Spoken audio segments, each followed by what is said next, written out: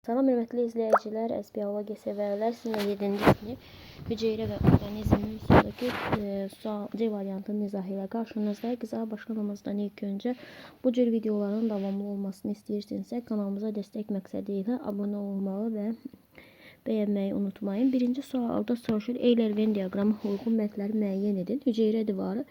İlk olaraq hüceyrə divarının aid xüsusiyyətləri keçək. Hüceyrə möhkəmlik verir. Bir də bitki göbələk və bakteri hüceyrənin qılafının xarici hissəsi adlanır. 1-3-dür. Sonra plazmatik membran. Plazmatik membran isə səthində olan çıxıntı və qırışıqlar çox hüceyrə orqanizmlərin hüceyrələr arasında əlaqəsini təmin edir.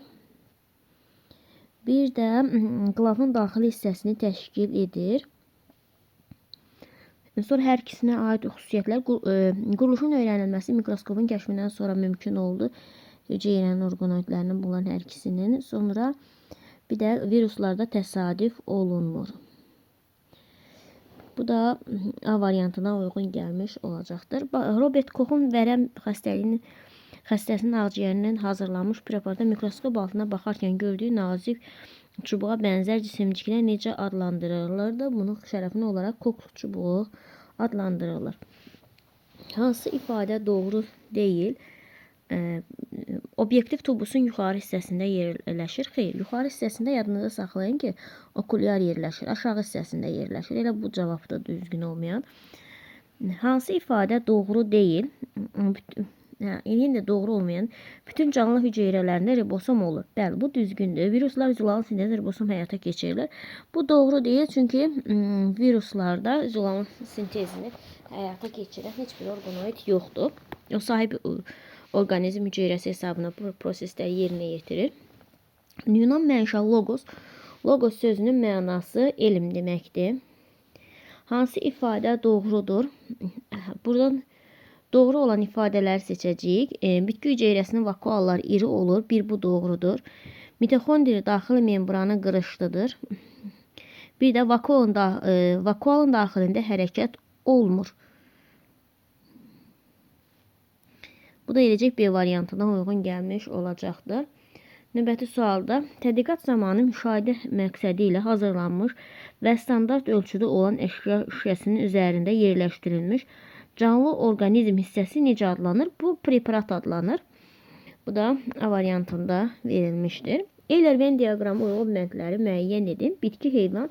İlk öncə bitkilərə aid olan xüsusiyyəti qeyd edək. Deməli, içərisində hüceyrə şurası olan iri vakuolun olması bitkiyə aid xüsusiyyətdir. Bir də hüceyrə divarının olması bitkiyə aid xüsusiyyətdir. Sonra növbəti sualımıza keçirik. Heyvana aid xüsusiyyəti indi seçək. Heyvana aid xüsusiyyətlər isə hüceyrə suyun, duzun miqdarını tənzimləmək, xırda vakuolların olması, yəni heyvanlarda da vakuollar var, ancaq buna xidmət edir. Duzun, suyun miqdarının tənzimlənməsində iştirak edir. Bir də plastitlərin olmaması. Heyvan hüceyrəsində plastit yoxdur, bitki hüceyrəsində plastitlər var. Hər ikisinə ribosom malik olması hər ikisinə aid xüsusiyyətdir. Bir də sitoplazmanın iki membranlı ayrılan orqanoidlərin malik olması hər ikisinə aid xüsusiyyətdir. Yəni, iki membranlı orqanoidlər nədir? Mitoxondridir. Xloroplast nüvədir. Bunlar da mitoxondri hər iki hüceyrədə var. Bitkilər haqqında olan elm. Bitkilər haqqında olan elm botanika adlanır. Bu da Y variantında verilib. 10-cu sualımızda nə soruşur? Mikroskopun ən vacib hissəsi onun optik sistemidir. Bu da B variantına da verilmişdir. Növbəti sualımızda deyir ki, okulyar, obyektiv, ştativ, mikrovid, makrovid, revolver. Bütün bunlar hamısı nəyə aiddir? İşıq mikroskopunun hissələridir, yəni D variantıdır. Əlverişli şəraitdə bir ilkin bakteriyadan 4 bakteriya əmələ gələrsə, bunu ən az nə qədər vaxt sərf olunmuşdu? 20 dəqiqədən bir bölünməsini nəzərə alın. Deməli, bir bakteriyadan 4 bakteriyanın əmələ gəlməsi üçün bakteriya 2 dəfə bölünməlidir artıq. Çünki birinci səfər bölünəndə 2 dənəsini alır, ikinci səfər bölünəndə isə 4 dənəsi əmələ gəlmiş olacaq. Hər bir bölünməyə də 20 dəqiqə vaxt sərf olunduğuna görə 20-nin üstə 20 gəlsə neçə edək? 40. Bu da Y variantına uyğun gəlmiş olacaq. 13-cü sualımızda nə soruşur? Qızılgül, delfin, kələm, dovşan, alma, qağay. Bu neçəsi günəş enerjisindən karbon qazı və sudan qida maddələri hazırlayır. Qızılgül istifadə edir. Sonra kələm istifadə eləyir. Bir də alma istifadə eləyir. Deməli 3 dənəsi günəş enerjisindən istifadə edib bitkiyə qida maddəsi hazırlaya bilər. Sonra əmici tel hüceyrəsi, qırmızı qan hüceyrəsi, qan hüceyrəsi, ehtiyat toxuma hüceyrəsi, fotosintez edən toxuma, ötürücü toxumacı. Göstərilən bitki hüceyrələrinin sayı heyvan hüceyrəsi sayından nə qədər çoxdur? Bitki hüceyrəsinin sayını əvvəlcə ilk öncə sayaq. Əmici tel hüceyrəsi 1, ehtiyat toxuma hüceyrəsi 2, fotosintez edən toxuma hüceyrəsi 3, ötürücü toxuma hüceyrəsi də 4 dənə. 4 dənə bitki hüceyrəsi var. Bəs görək neçə dənə də heyvan hüceyrəsi. Qırmızı qan hüceyrəsi qan lühəcikləri. Yəni 4 bitkidir, 2 dənə də heyvandır.